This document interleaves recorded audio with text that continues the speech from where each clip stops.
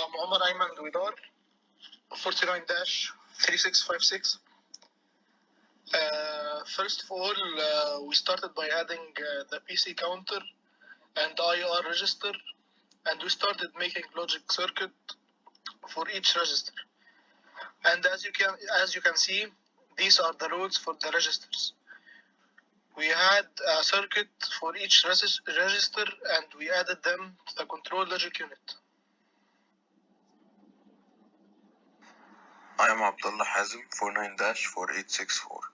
As my colleague just said, we started making the control logic unit, so we needed an encoder. So basically, the encoder is the opposite of the decoder.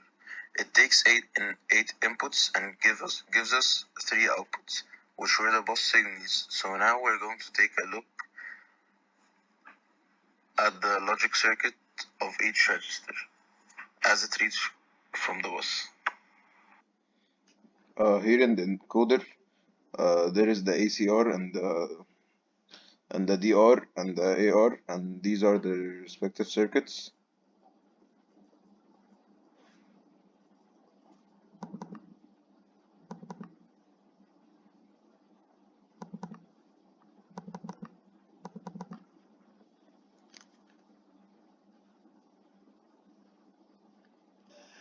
My name is Abdelrahman 49-10056 T54 Mechatronics Engineer. As my teammates walked us through the control logic circuit, we are going to take an even closer look to the control logic unit. First of all, it has 2 decoders. It has 2 decoders. The first decoder is a 3x8 decoder, and its input is a 3-bit input because it's a 3x8 decoders. And its input is at the opcode of the IR, which are the bits from 12 to 14. And its output is from D node to D7 output. Okay, and the second decoder is a 4x16 decoder, which takes an input of a 4-bit sequence counter. And the 4-bit sequence counter only has a clear. And this clear has a circuit, and here is the sequence counter clear circuit. As you can see, its values the values entered to the sequence counter clear is from the 2 decoders. So let's go back to the control logic unit. Okay, as you can see, these boxes, the load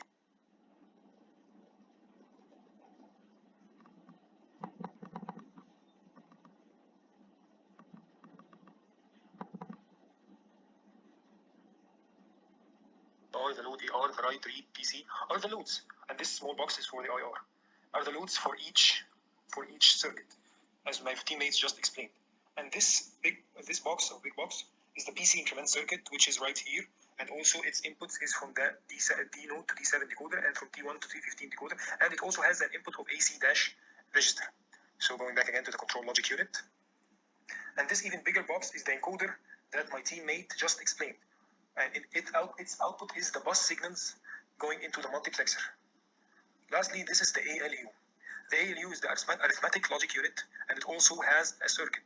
And this circuit is what we are seeing right now, and it's made from a priority encoder, and its output is a 3-bit output, and this 3-bit output are the selection operation for the ALU.